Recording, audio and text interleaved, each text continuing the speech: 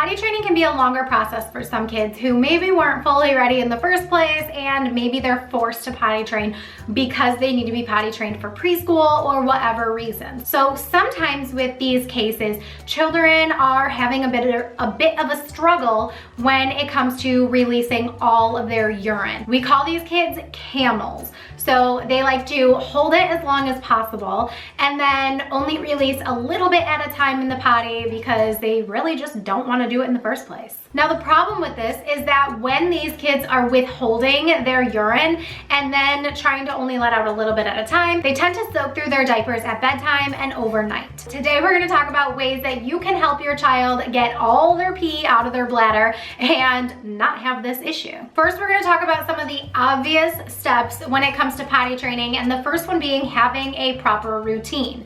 Now, this really just goes for having times of the day that your child is always sitting on the potty. That means going to the bathroom when they wake up in the morning, when they wake up from a nap, and also before they go to a nap, before they go to bed at night. They're always going to the bathroom during those times. About 30 minutes after meals, they should be going to the bathroom, and anytime you're leaving the house, they should go to the bathroom before you leave as well. So having those consistent potty routine times is going to help your child know that they're going to have to sit at those times, so they are more likely to release their urine consistently. You also want to make sure that you're encouraging plenty of fluids. I know that during potty training, some parents don't want to give their kids as much fluid because they don't want their kid to have to pee constantly, but it's actually quite the opposite. You do want to give them a lot of fluids, keep them super hydrated so that they do need to pee more, so that they're learning the urge, their bladder is filling faster, and they need to release it more often. This way they're getting more practice going to the bathroom and they just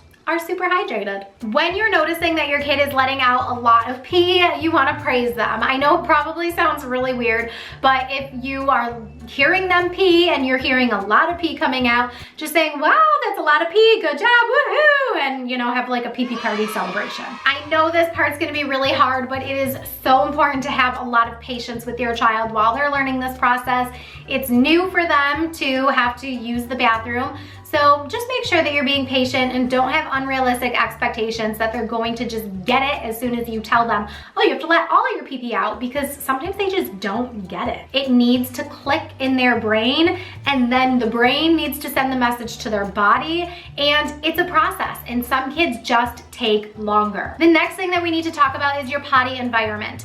I know a lot of parents are going to say, well, I don't want that ugly potty in my house, and they're going to just pick whatever potty that they want to use, but you need to make sure that your child is involved in the process of picking the potty that they're going to use, because your child needs to be comfortable. If they're not comfortable on whatever toilet you are having them sit on, they're not going to do it. That is just the nature of not only toddlers, but just humans. You can't make anyone do something they don't want to do. You need to make sure your toddler is comfortable in the environment that you provide them / that they're providing for themselves. Let them pick the potty that they want to use. Now, the next tip that I have for you is to avoid rushing. I know today's day and age, it's just go, go, go, go, go, but you gotta just slow down. You have to slow down and let your child just sit on the toilet. If they wanna sit there for 5 minutes, let them.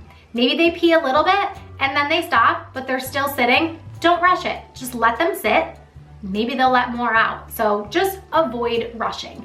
If you know that you need to be out of the house at 2 o'clock, then at 1 o'clock, start having your kid get ready. I know it sounds crazy, but just make sure your child is ready to go so that when you're ready, it's just go time.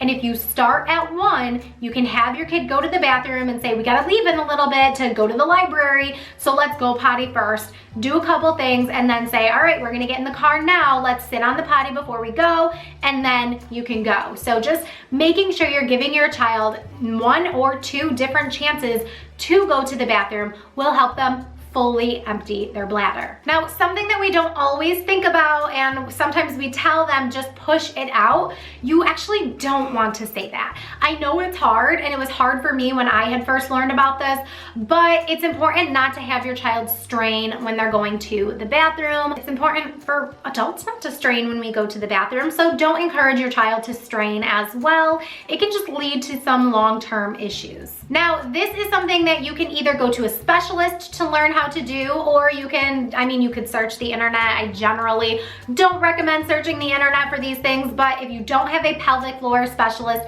near you, then you can definitely look some stuff up online. But having your child do some pelvic floor exercises can help them work those muscles that they haven't needed to use before, and that may help them do the PP that they need to do when they need to fully empty their bladder. This is especially important for children who may be struggling to fully empty, and you might want to, I mean, I don't want to say you might, like you definitely want to find a specialized pediatric pelvic floor specialist to help your child with this issue.